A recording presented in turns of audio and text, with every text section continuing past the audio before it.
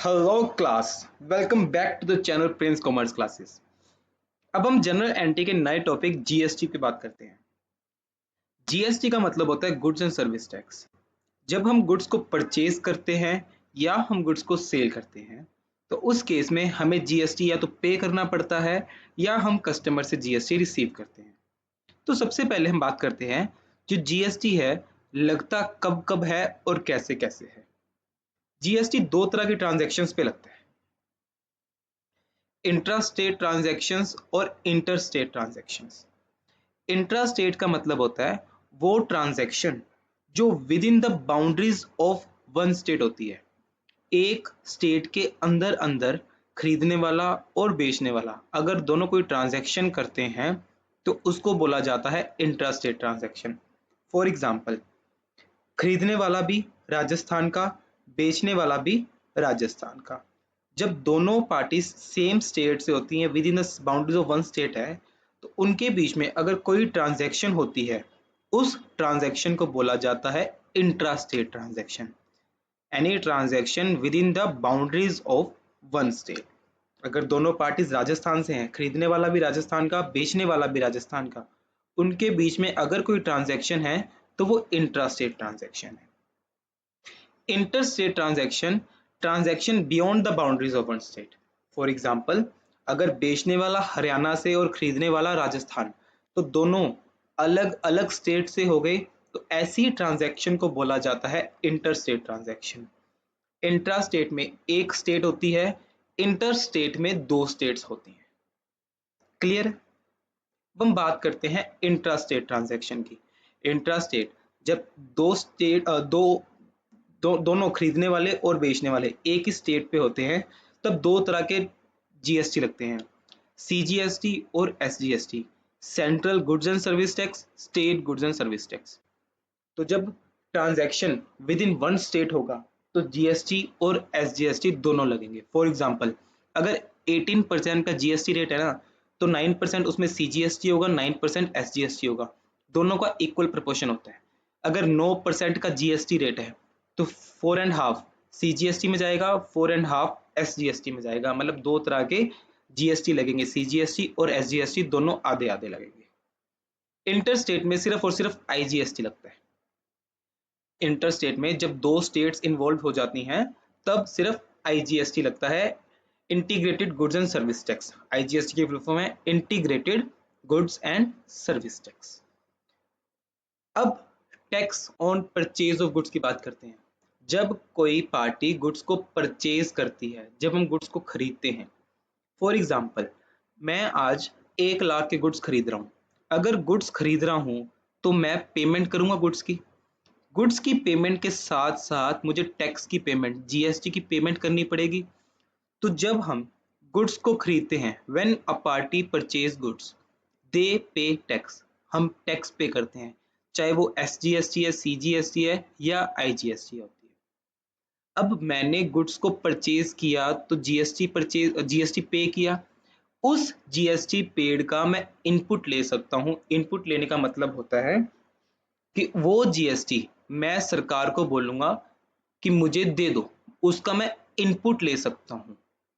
जब हम गुड्स को परचेज करते हैं तो जो हम जीएसटी पे करते हैं उस जीएसटी का मैं इनपुट ले सकता हूँ।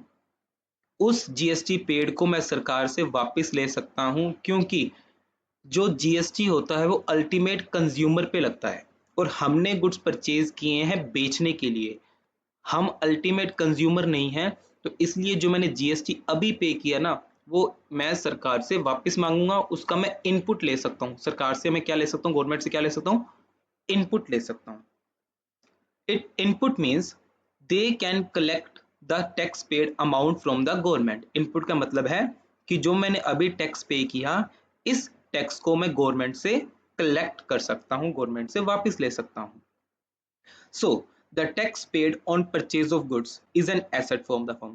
तो मेरे लिए एसेट बन जाएगा क्योंकि मेरे पास गवर्नमेंट से पैसा आएगा, तो ये मेरे लिए एसेट है। और इसको मैं रिकॉर्ड कैसे करूंगा, इनपुट सीजीएसटी के नाम से, या तो इनपुट एसजीएसटी के नाम से, या फिर इनपुट आईजीएसटी के नाम से। वो पैसा जो मुझे सरकार से वापस लेना है उसको मैं एज एन इनपुट दिखा सकता हूँ। तो हम याद करेंगे, जब भी हम गुड्स को परचेज करेंगे तो जो हमने टैक्स पे किया उस टैक्स पेड का मैं इनपुट ले सकता हूं, उस टैक्स पेड का मैं इनपुट ले सकता हूं। अब एग्जांपल के तौर पे बात करते हैं। गुड्स परचेज फ्रॉम राम, हमने राम से गुड्स परचेज किए 10,000 के और 18% का जीएसटी पे किया। अब जो ये राम था विद इन द स्टेट था, मतलब दोनों, खरीदने वाला भी और बेचने वाला भी, दोनों एक ही स्टेट से थे। और हमने पढ़ा था जब दोनों एक ही स्टेट से होते हैं तो क्या लगता है, इंट्रा स्टेट पे क्या लगता है, सीजीएसटी और एसजीएसटी। अब यहाँ पर एक ही स्टेट के हैं तो सीजीएसटी भी लगेगा, एसजीएसटी भी लगेगा। अब 18% है तो इसका हाफ सीजीएसटी में चला जाएगा, इसका हाफ एसजीएसटी में चला जाएगा। तो मतलब 9% सीजीएसटी है, 9% एसजीएसटी है। अब मैंने परचेज किया तो परचेज अकाउंट तो डेबिट होगा 10,000 से। क्लियर।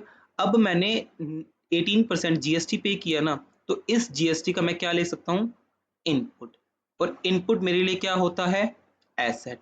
और एसेट को बढ़ाने के लिए मुझे डेबिट करना पड़ेगा इनपुट सीजीएसटी, इनपुट एसजीएसटी। 99%, 10,000 का 9%, 900, ये भी 10,000 का 9%, 900। तो टोटल अमाउंट जो मुझे राम को पे करनी है वो है 10,000 तो गुड्स के और 18% मतलब 1800 जीएसटी का, तो 11,800 मुझे राम को पे करना है। तो 10,000 के गुड्स मैंने खरीदे थे, 1,800 को जीएसटी पे किया तो 11,800 मुझे राम को देना है। और जो 1,800 मैंने अभी टैक्स पे किया उस टैक्स पेड का मैं इनपुट ले सकता हूं, तो इनपुट को एसेट दिखाना पड़ेगा, एसेट दिखाने के लिए उसको डेबिट करना पड़ेगा। क्लियर है। तो ये था इंट्रास्टेट ट्रांजैक्शन पे जब हम परचेज करते हैं। अब जब हम परचेज कर रहे हैं इंटर स्टेट मतलब अदर स्टेट से, तो अदर स्टेट के केस में क्या लगता है, सिर्फ और सिर्फ आईजीएसटी। तो सेम ट्रांजैक्शन हो जाएगी, बस यहाँ पे इनपुट सीजीएसटी, इनपुट आईजीएसटी की जगह, सीजीएसटी और एसजीएसटी की जगह पे इनपुट आईजीएसटी आ जाएगा और अमाउंट 18% पूरी की पूरी 1800 आ जाती है। क्लियर है। एक बार ध्यान से देखते हैं। जब इंट्रा स्टेट होता है मतलब एक स्टेट होती है, एक स्टेट में खरीदने वाला, एक ही स्टेट का बेचने वाला, तो सीजीएसटी और एसजीएसटी दोनों लगते हैं। तो दोनों का मैं परचेज पे इनपुट ले सकता हूं, तो इनपुट लेने के लिए मेरे को डेबिट करना पड़ेगा दोनों को। और जब दोनों अलग अलग स्टेट से होते हैं तो सिर्फ आईजीएसटी लगता है, तो आईजीएसटी का मैं इनपुट ले सकता हूं, परचेज किया है तो परचेज किया है, इनपुट ले सकता हूं, इनपुट लेने के लिए मेरे को डेबिट करना पड़ेगा पूरी अमाउंट का। यहाँ पे 1800 का इनपुट है, यहाँ पे भी 1800 का इनपुट है, बस फर्क कितना है, ये 18 का 100 सिर्फ आईजीएसटी का है और यहाँ पर 1800 को डिवाइड कर दिया मैंने सीजीएसटी और एसजीएसटी में इक्वली इक्वली। क्लियर है। तो ये था tax on purchase of goods. अब हम बात करते हैं tax on sale of goods. जब मैं गुड्स को सेल कर रहा हूं तो मैं पैसा कलेक्ट कर रहा हूं, तो जब मैं पैसा कलेक्ट करूंगा तो मैं कस्टमर जिसको गुड्स बेच रहा हूं उससे मैं जीएसटी कलेक्ट करूंगा, मेरे पास जीएसटी रिसीव होगा। अब जो जीएसटी मैंने रिसीव किया वो जीएसटी मुझे गवर्नमेंट को डिपॉजिट करवाना पड़ेगा, क्योंकि जब मैंने खरीदा था और टैक्स पे किया था वो टैक्स मैंने सरकार से ले लिया। अब जब मैं गुड्स बेच रहा हूं और मैं टैक्स कलेक्ट कर रहा हूं तो कलेक्टेड टैक्स को मुझे गवर्नमेंट को डिपॉजिट करवाना पड़ेगा। When a party sells goods, they collect tax from the customer, चाहे वो CGST, SGST, IGST हो, then they have to record as output of tax paid। तो इसको मुझे रिकॉर्ड करना पड़ेगा आउटपुट, क्योंकि ये पैसा मुझे गवर्नमेंट को देना है। जो गवर्नमेंट से लेना है वो इनपुट, जो देना है वो output. Output means they have to deposit the tax collected to the government. Input का मतलब था कि मुझे सरकार से लेना है, आउटपुट का मतलब है मुझे सरकार को देना है।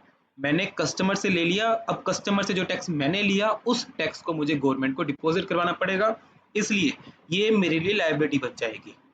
So the tax received on sale of goods is a liability for the firm। तो ये मेरी liability है क्योंकि मुझे पे करनी है। और इसको हम रिकॉर्ड कैसे करेंगे, आउटपुट सीजीएसटी, आउटपुट एसजीएसटी या फिर आउटपुट आईजीएसटी के नाम से। For example, goods sold to Sita within state, हमने सीता को गुड्स बेचे विद इन द स्टेट, एक ही स्टेट के अंदर अंदर है, तो CGST और SGST दोनों लगेंगे। तो मैंने सेल कितने की 10,000 की, बट मैं सीता से कितना लूंगा 10,000 प्लस 18% GST, तो मैं 11,800 लूंगा। अब जो 1800 मैंने सीता से लिए हैं, इसको मुझे गवर्नमेंट को डिपॉजिट करवाना पड़ेगा।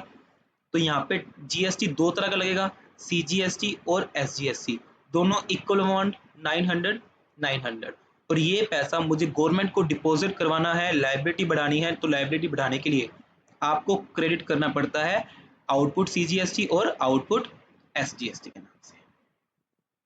Clear? Next, goods sold to Sita. अब सीता अदर स्टेट की है, दूसरी स्टेट की है, तो दूसरी स्टेट के केस में सिर्फ और सिर्फ IGST लगता है। मैंने सेल किया 10,000 का, तो सेल में आ जाएगा 10,000। 18% GST मुझे गवर्नमेंट को डिपॉजिट करवाना पड़ेगा, तो 18% 1800 चला जाएगा आउटपुट IGST में, और टोटल 10,000 प्लस GST मैं सीता से कलेक्ट करूंगा, तो सीता में चला जाएगा डेबिट 11,800। क्लियर है? तो ये था मेरा परचेज और सेल ऑफ गुड्स, दोनों पे GST है। क्लियर है? तो सिंपल समझ आया। इंट्रा स्टेट में CGST और SGST, इंटर स्टेट पे IGST। जब हम परचेज करते हैं तो उसका मुझे क्या मिलता है, इनपुट। परचेज के टाइम पे जो मैंने टैक्स पे किया उसका मुझे मिलेगा इनपुट, और सेल के टाइम पे जो मैंने टैक्स पे किया उसका मुझे मिलेगा आउटपुट। ठीक है? तो नेक्स्ट वीडियो में कुछ क्वेश्चंस के साथ हम इसको और अच्छे से समझेंगे।